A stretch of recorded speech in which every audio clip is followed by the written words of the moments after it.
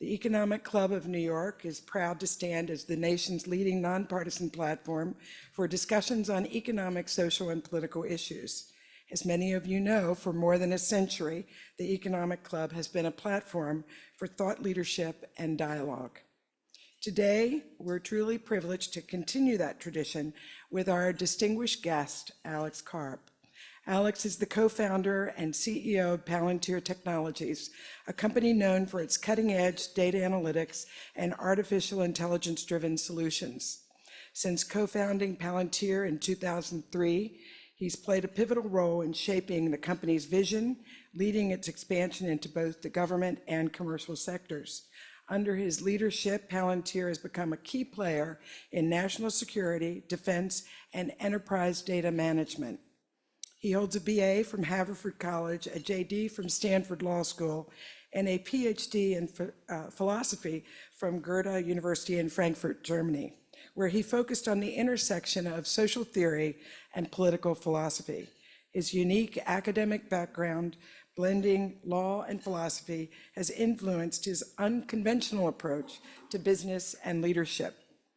As part of the club's author series, we're excited to delve into Alex's latest work, The Technological Republic, Hard Power, Soft Belief, and the Future of the West, in a fireside chat with our moderator, noted and chair of the Museum of Modern Art, Marie-Josée Kravis.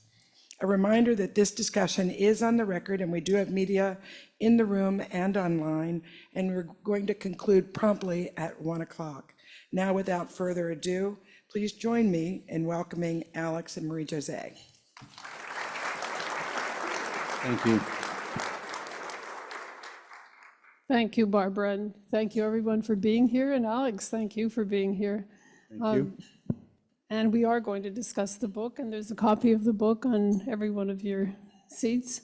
But before we discuss the book, there is one breaking news item, the performance of the stock in recent days, and I wonder if you want to comment on that.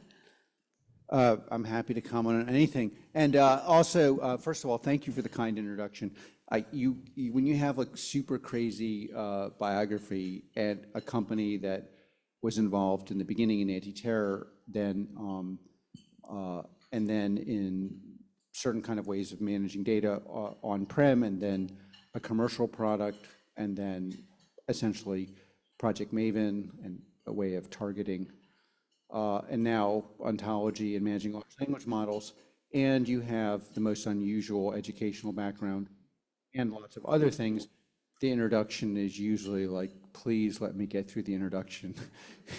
And so it's usually something like, Palantir, once known as a services company, is now a something, something, something, something. And so I appreciate that. And I also appreciate being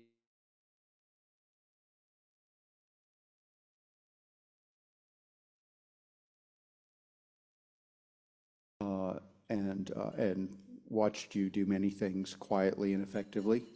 And then also, I do think it is really, it's very helpful that this culture has, I mean, America, bilingual participants.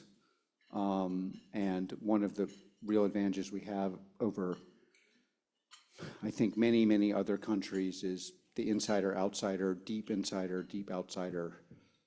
And so that's very effective and very important.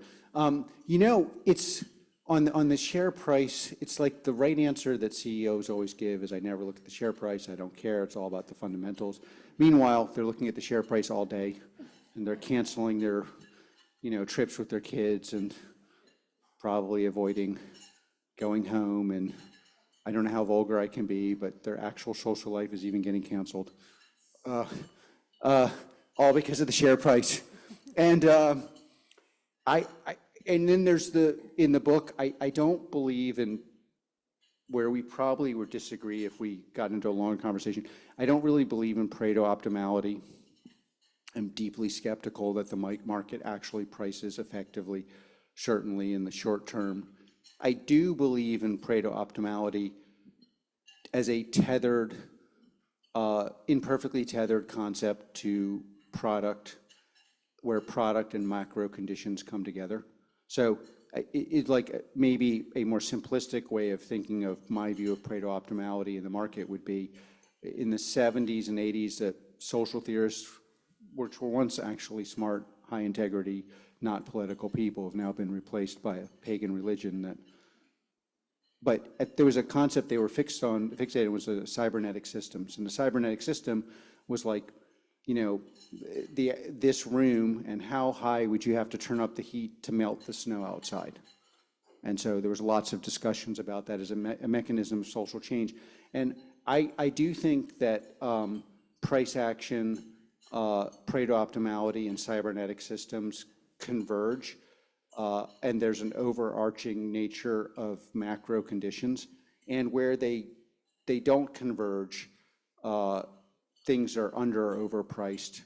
And so, for example, if you take the history of Palantir, I think we were structurally massively underpriced because the legitimate Steelman version, not the, you know, I learned how to study software at some institution, and I stay at Motel 6, but I'm an expert on getting everything wrong in software version of being an analyst. The Steelman version of why it made sense we were undervalued was our first products really, well, first of all, we did things, we used services in the service of building products, which is something you really don't want to do if you're sane, because people will mine you as a services company. And in fairness, it's very easy to get addicted to services as a mechanism for getting revenue and then never get out of the cycle.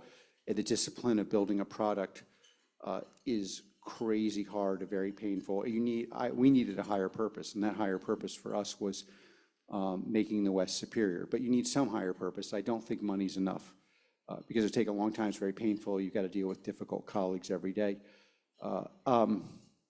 But because large language models and AI didn't exist, this is a long-winded answer to your question, but it is actually the answer. Because large language models and AI didn't exist, even in the productized form of our first product, the delta between what we could get from a product and what the client needed was 10, 15, 20 times bigger than it is now. So the first product, PG, was the product, it changed the West. It stopped innumerable terror attacks while protecting civil liberties. However, you couldn't really integrate unstructured text into the security model in an unfettered way like you would do with large language models. It's a lot more complicated than that. But because of that, the amount of services that had to be done was, even as the product became fully productized, so like 2010, was very high. Now, if you look at the price action, so you have to decide why it's happening. So I think most people what's happening in the market now is twofold. One, rationalization of government expense, which I fully support, not just because it's in Palantir's interest, but meritocracy is great for Palantir. Let's examine which products create value. Well, on that point, okay, because one of the reactions was, of course, this announcement that the Pentagon would be cutting expenses by 8%. You would argue that that's good for Palantir. Well, first of all, what I would argue is, I have one of the things that I left academia because I believed, and I struggle with being fake modest. And I'm working on it because I know it would make people like me more, but I just can't do it very well. So I'm just going to give you the way I see it, and then you can say the guy's like out of control.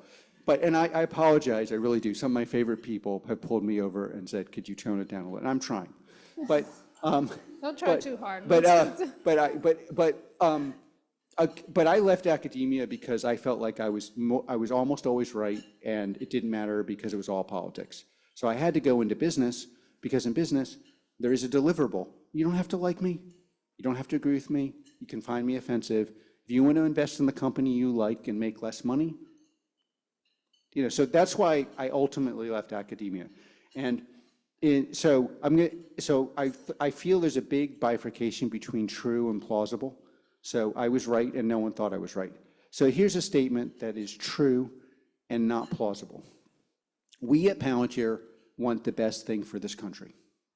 That is a true and not plausible statement because obviously I'm a large stakeholder in a company with very specific interests. Okay, so that is point one.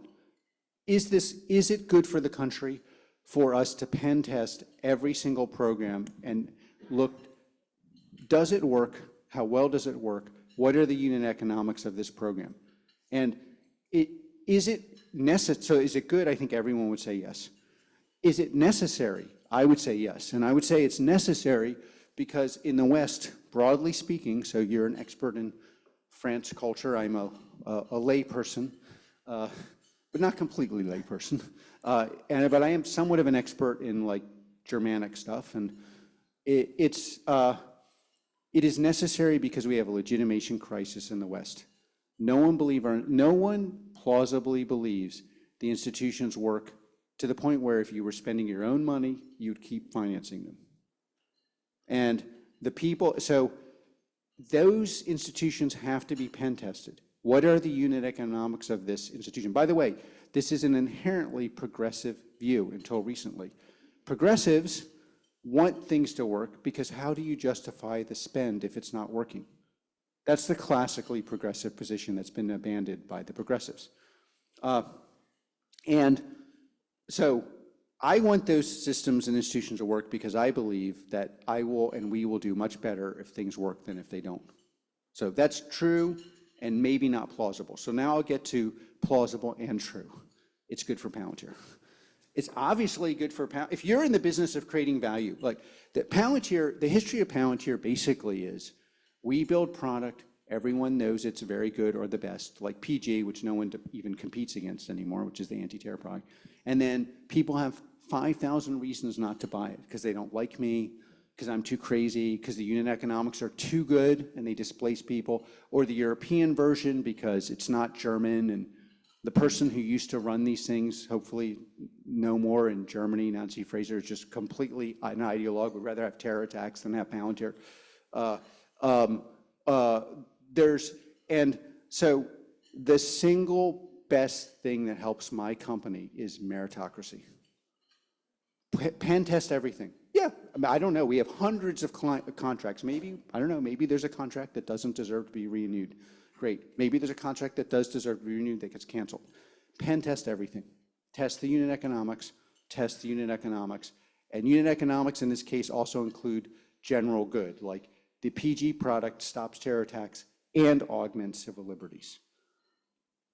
So there's double good in there. So, that's why I think these things are structurally. And then I think there's a more subtle thing that's going on in the market, which is interesting, which is we've been saying for 2 years large language models are a commodity. Of course, we were laughed at. Of course, it's true. And that the way you manage it is a software large language model hybrid, and that there's a lot of value in large language models. America's going to change because if they're actually implemented correctly, you can vastly change the unit economics of a business. By the way, judge, as in the book, judge the company and the institution and the people by the fruits they bear. That's how you end up with a rule of 81 in our company, but that's proxy because other companies get that. And then what you see in various announcements recently is people are realizing, oh, maybe large language models unmanaged aren't that valuable. And just like in the DoD, then people are like, well, okay, well, if they're not as valuable, we'll reduce the valuation of everything. What I think at Palantir and what I would relate to this book, even there's a couple reasons to read the book and many reasons maybe not to, but what I would say is that going back to Pareto optimality, product and macro conditions, I am very happy with our position. So you talk about commoditization of large language models and so on. What do you see as the next frontier in AI and how that ties into what you're doing? Well, there's two parts of AI, which is AI that we work on. AI on the battlefield, which is how do you find adversaries, how do you predict what they're going to do, and how do you neutralize them with the least amount of unintended damage possible, / the least amount of damage done to your side that is humanly or inhumanly possible. And then the reality of rationalization of every institution is you are in this country, like our central advantage over every other country in the world is software. Like, I don't think we're better at hardware than Russia or China or any other country in the world that, like peer. I mean, even, you know, Iran they made very useful drones and have had a huge negative impact. So, but then there's like, if you want to upscale the hardware we have and change the cost of going to market and make the reliability much greater, especially in a world where maybe things get disrupted, you're going to have to put everything into a software program and then use software, humans and AI to change the economics. So you have the battlefield targeting is going to move to smaller objects and AI and software. The objects that you use are going to be managed, produced, rationalized. The people working on building the objects in this country are going to be upscaled with AI and AI management things, so you can take people who are smart but maybe not engineers and make them perform as engineers. The ethics of our country are only manageable in software because you have questions. We're not going to go out randomly and just destroy people. We need to know under what situation, how do you decide when do you use lethal action? How do you decide when not to? How do you do it in a subsonic environment where you don't have a lot of time? How do you use the vast intelligence resources we have to identify and target the people on the other side who are credible adversaries while leaving the people alive who are moronic? So that's the battlefield side. And then, like in any endeavor, you want to work hard where the other side isn't very good or not as good as you. So that's obviously there's like that's and then there's lots of reasons why this is a software nation that are very hard for us to understand because we do it naturally. One of the things that I always looking for in like Palantir's known for being the best talent acquisition and manager in tech in the world. And one of the things I'm always looking for are I want people to do things that they do naturally, and then I want to give them the hardest problem in the world. I don't want people to learn how to be good at something. I want someone who's great at something and learns how to be better.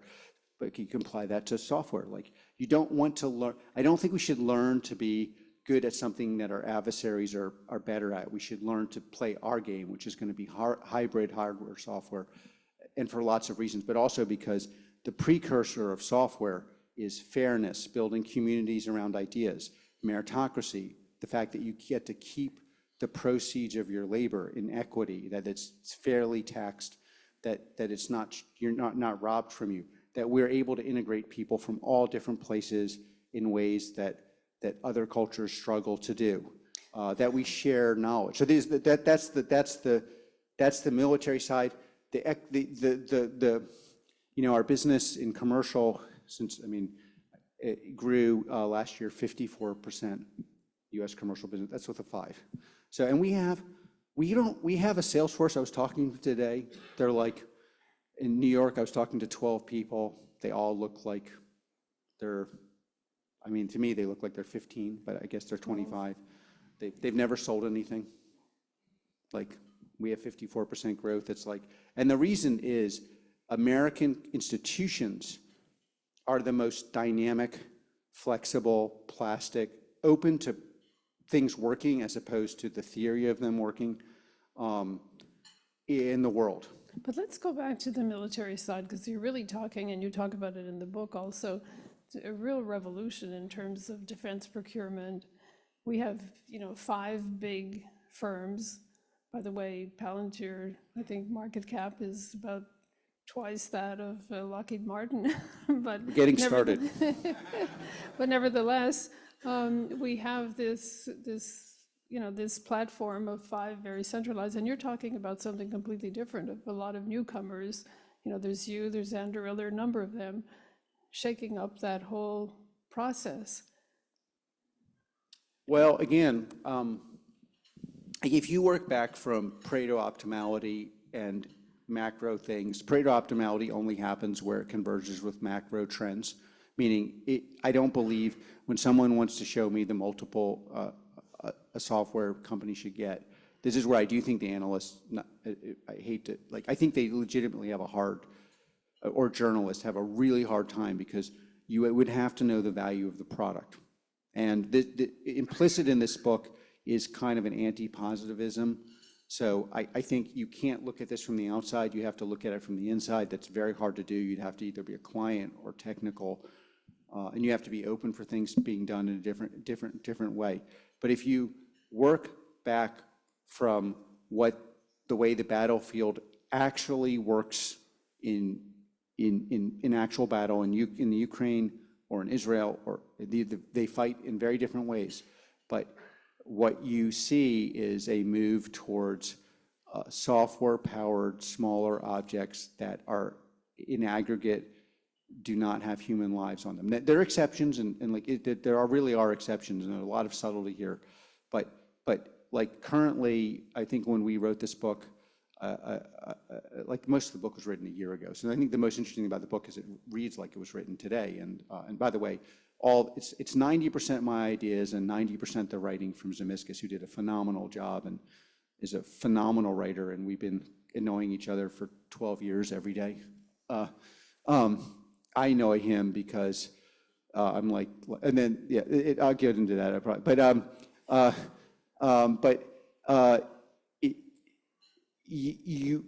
These institutions will have to bend to the macro trend, and where they are aligned with it, institutions that are aligned with that macro trend are more valuable than they look, and institutions that are not are going to have a very, very hard battle, and the best thing to do is acknowledge that and morph very, very quickly. That is a software problem.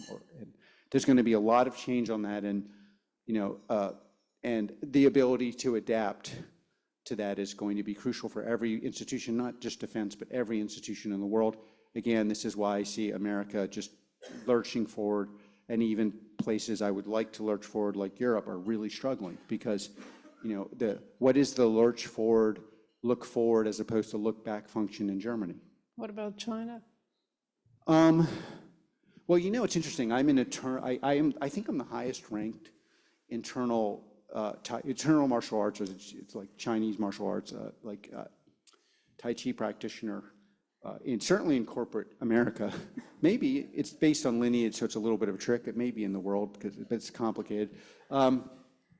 I think in internal martial arts, there are different kinds of martial arts. There's external martial arts, which are hard soft, so karate, taekwondo, jiu-jitsu are hard soft.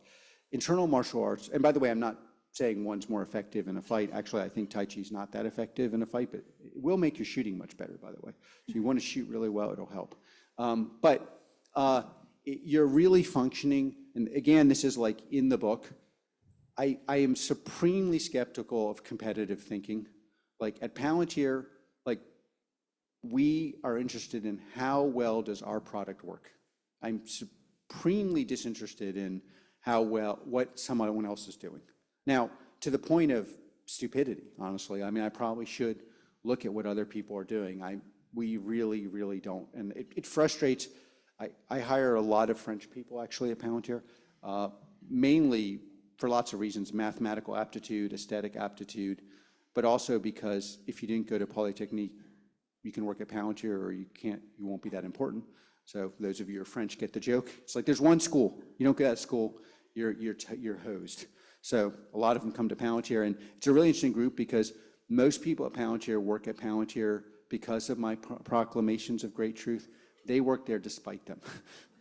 And they're like, could you please shut up? We just want to work. Please shut up. But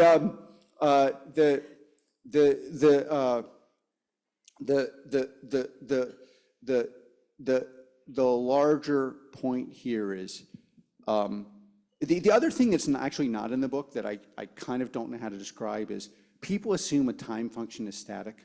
So like a year's a year, years.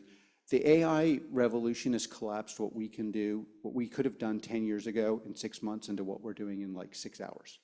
So time is actually not static. And that means these macro trends are actually both more intense. And last not least, whatever you are unhappy with in the world now, if you go talk to your comrades in unhappiness, what you're going to find is they're going to be like, oh, it's a pendulum.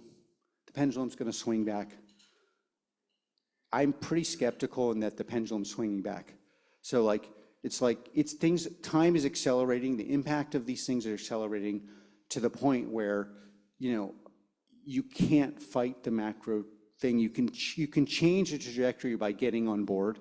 So if you're trying to do whatever you're trying to do, reform your insurance company or pull hydrocarbons out of the earth in a cheaper, safer, more effective way, or build batteries where the battery manufacturing happened in Japan and now is happening in America, where your engineers are smart, but they haven't been at your company for 30 years and they're not actually career engineers whose parents also worked at the company.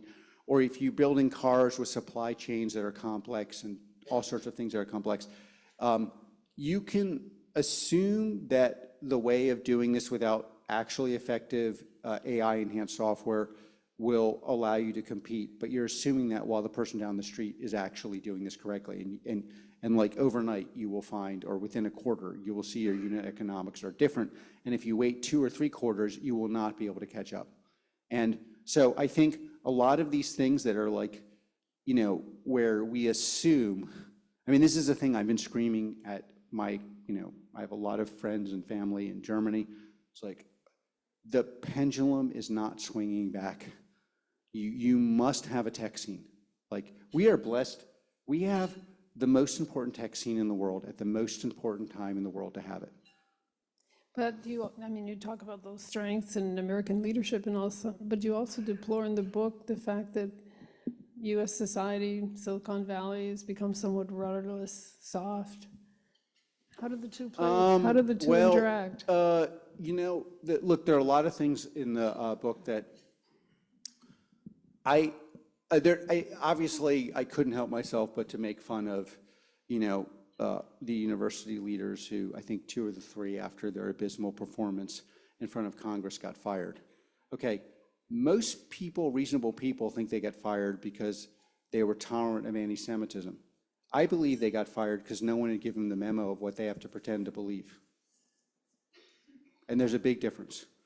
Like, I think many people in the elite have just been taught, I'm going to read off a paper and that's what I believe. And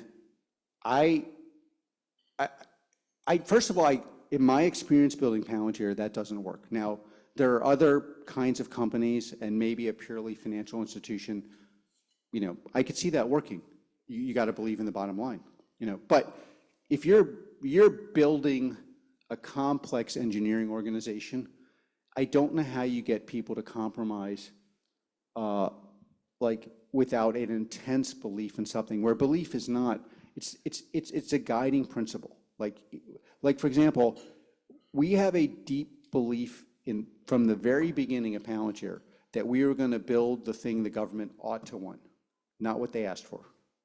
The product the government wanted in the beginning was some way of, it was basically find terrorist button that didn't work. That's what we should have sold. This, I don't know, some thin piece of technology that on a specific kind of data without a security model would be like, oh yeah, go round up these people. That's not what we built. What we built was a way of segmenting the data so that an analyst in the beginning, maybe with our services, could actually understand the latent patterns that terrorists throw off when they're trying to obfuscate their identity by pretending they're normal non-terrorists, which they do. And that was very hard to do, especially with the security model. That took us 3 years to build, and it was not what we ought to have built. But the reason why, beyond the actual, I believe, almost truly noble version of that, was it established in every fiber of Palantir, we will build things that are valuable. Valuable is in part defined by the partner thinking it's valuable, but it's not always defined by what the partner thinks is valuable. And that is a very, very different way of operating. And I don't believe that's possible as a sophist. Like, if you're a sophist, then what you should do is just give the person what they want and pretend you believe in what they believe in. And so I think and so that's the business version of it. And I think that's important because one of the implicit things that I'm trying to get across is, and I think progressives have really neglected at their own peril, if something does not create value, you will find pretty quickly that people stop believing in it. And one of my very important experiences for me that is not exactly captured in the book was when I was a very poor student in Germany. There was a little village I went to visit because a dear friend of mine knew the family there, lived there, and I was like, they gave me a coat. I was very happy but very poor, and so in Frankfurt, when you met people, you couldn't meet anyone who, everyone's like, oh, I was never a Nazi. Older people, I never met one. I was always left wing. I always loved, it's like, and then, which is obviously, selective memory, but then I went to the local village and they were like, yeah. So I was, someone there, was like, yes, I fought in the war on the German side, and I did not know anyone who did not revere Hitler besides my dad. And I couldn't figure out why they liked him so much until, why he hated him so much until I, got older and then I figured it out. But then I talked to all these people, and the early days, the reason why they adopted democracy and kind of values that I think all of us would ascribe to was they figured out that these values actually would allow them to make their society work better, be more ethical, would make them wealthier, was better for them, it would prevent war.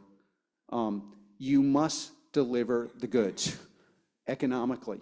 No order will survive without a delivery function that is where people, their lives are improved, and the central thing that I think is destroying like progressive, I don't even mean the pagan religious stuff that you see at various elite institutions. I mean like the inability of the Green Party to accept that you have to deal with migration and block the whole society. The unwillingness to admit that we cannot have high levels of fraud, waste, and abuse in our government. It will corrosively destroy the underlying values people have, because those values have to be equated to things that could actually work. And there is nothing noble in embracing values and ideas that have never worked. And one of the things I tell my progressive friends, like hyper, that don't want to talk to me, that are still thinking about a career in academia, is like, great, well, tell me an institution you believe is good that is actually working. So you're no longer progressive? Well, I think I'm the only last real progressive, which is like, but I believe in progress. It's like, but the point I'm making is the movement, any movement that does not deliver actual value, objective value. And again, I have most of my family are academics, and I'm like, what institution do you believe is both good and is working, where the unit economics are such that they're in any way comparable to anything you would buy yourself? And like, it's very, like, I mean, it's like, these institutions have to work. And like, by the way, and when they do work, conversely, they can really take off and in a way that's quite protective. So like, the somewhat assholey answer to the first question that's not true is like, I don't care, but it's kind of true, because I know the underlying culture and products are really resilient and really actually built for these conditions, and will completely ward off bad weather. And are you confident that your products could transform these institutions? I mean, it's like, again, true but plausible. Is there enough buy-in, in other words? Look, we're doing really well for a reason, and it's not our popularity.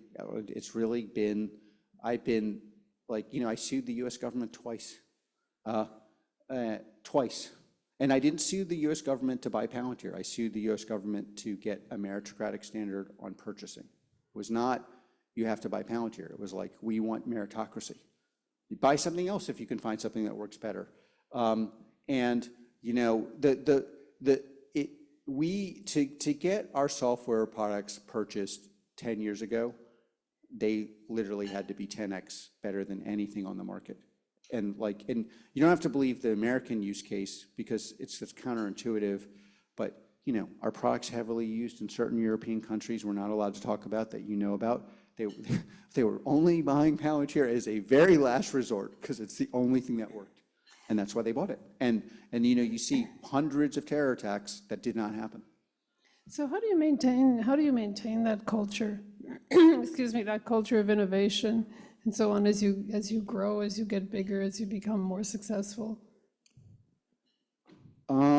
Well, you know, so an area I've really failed at, and I'm like the really bad at, and I believe I might be the worst at, is when people want to leave Palantir, they used to roll me in to try to convince them not to leave. And I have a 100% record of failing. So, like, would you like a lozenge? No, I'm fine, thanks. I'm very prepared. Thank See? you. A lozenge. It's allergy. And I really wanted a Palantir where everyone stayed.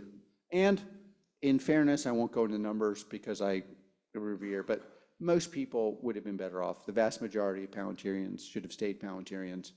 And there's some I really miss, not all. And a couple I'd give a lot to have come back just because I think they're really cool people and very, very talented. But it really, ironically, it is like our very strong culture has worked very well to have like people come in who are new. Now, it's not what I wanted. Like I wanted like, you know, it's kind of Germanic. I was like trying to build like a German company, like everyone should stay forever. It's almost like Japanese. And it's just not what we have. And if you walk around in the office, you have a lot of people who've joined in the last couple of years. And one of the things I've learned from that, well, first of all, you do have to accept, like, I'm really, there's somebody leaving that I don't think should leave. It's a bad decision. They know it's a bad decision, but it's like breakups. You know, it's probably not a good idea. The next person's going to be worse, but it's already happening. So can't really, nothing you can do about it. You just accept your fate. Hope there'll be some nice moments. And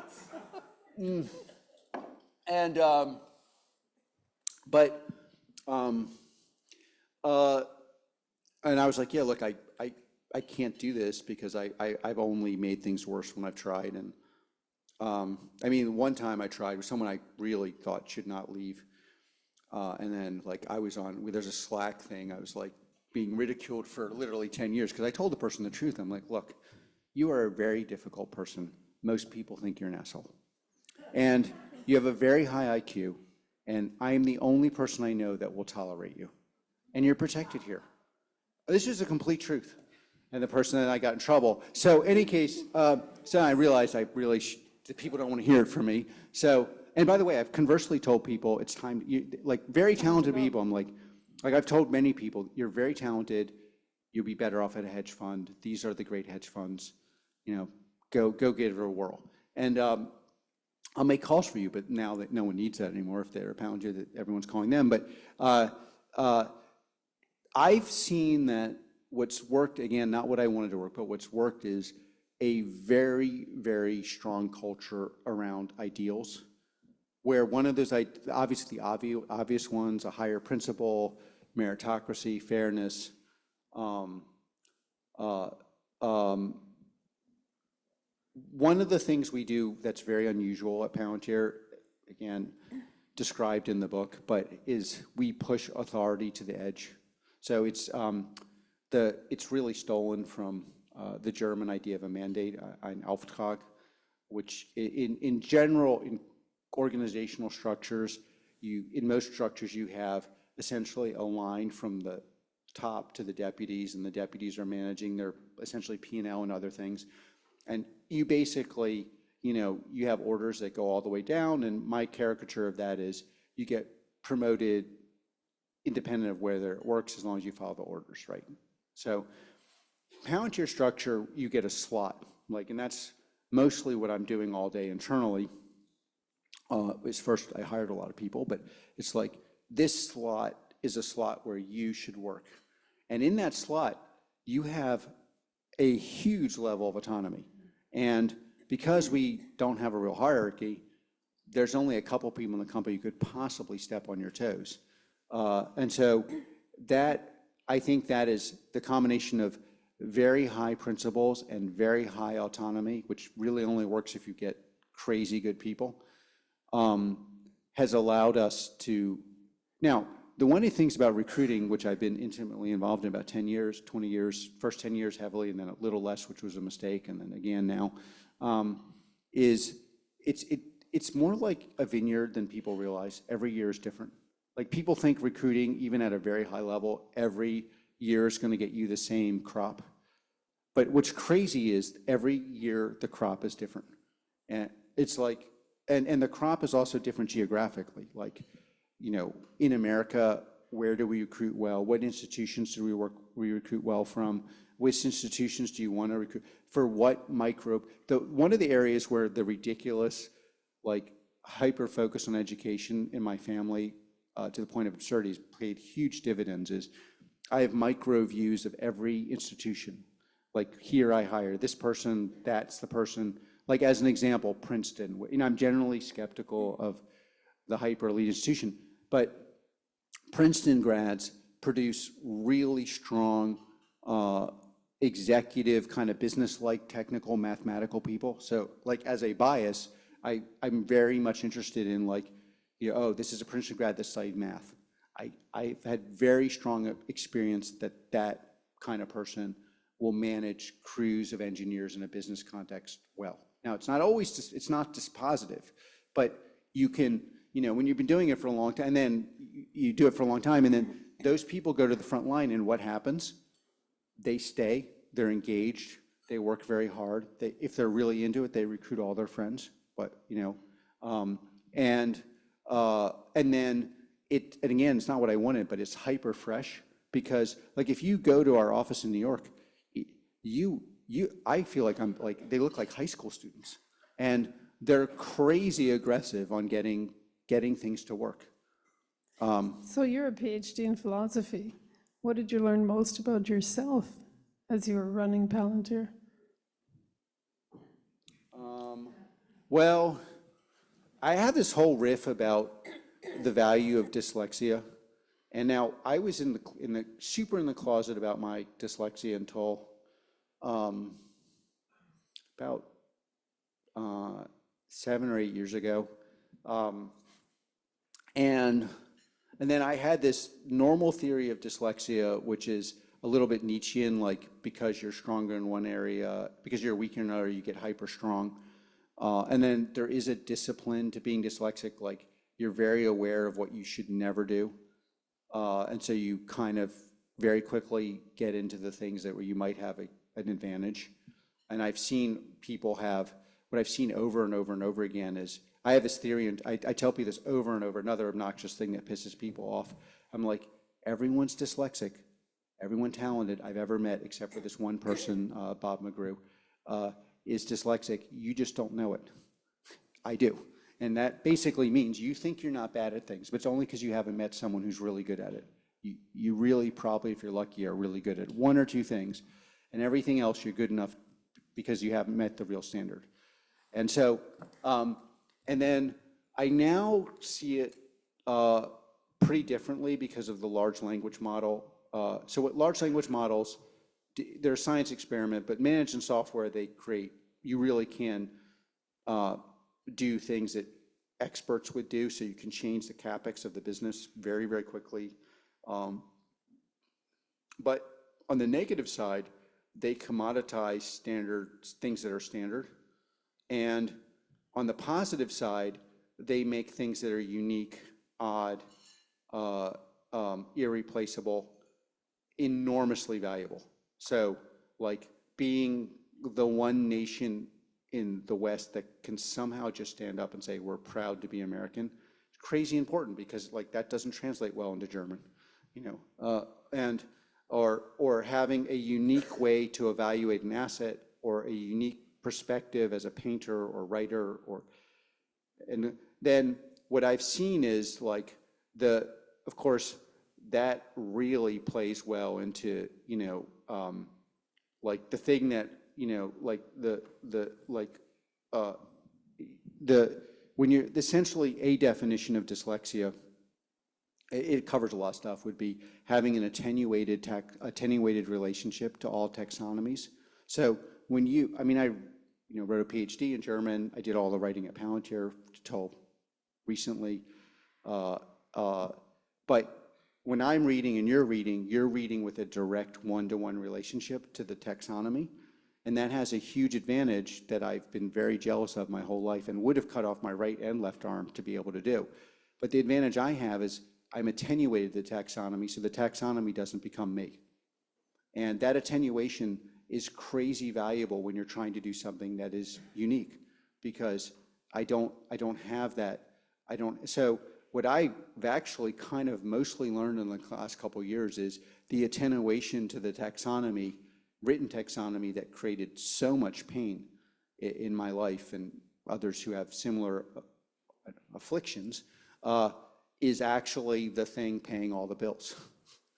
And it's the reason, like, if you talk to people at Palantir, and inside Palantir, I have very strong relationships with people, and I think people value me. If you ask them why, they'll be like, okay, well, we came to Karp. Mostly he leaves us alone and tells us this is a problem you should solve. But if there's a problem that's really hard, I'm occasionally very useful in solving it. And it's simply because everyone at Palantir has this normal compute structure, and I can't have that. And so that's been great, honestly. I mean, I don't know how great it is for the non-dyslexics, but I'm loving it. So we have time for one last question. If you weren't running Palantir, what would you be doing? Interestingly, I think one of the things that's actually unique is I'm like a special purpose vehicle for building and running Palantir. I am not built to run another company. So it's like most people who are successful at something, if they unionize and fire me, they basically try to do the same thing, but with more control. I'm naturally, it's funny, I ended up with all these speaking gigs, and I have a lot of social things that are valuable, and I've created a lot of value on building things that way, but I am a little bit of a hermit. And the minute they fire me, I'm going to be moving back to my hermit-like location and doing my hermit dance of waking up, reading, shooting, Tai Chi, cross-country skiing, and being alone.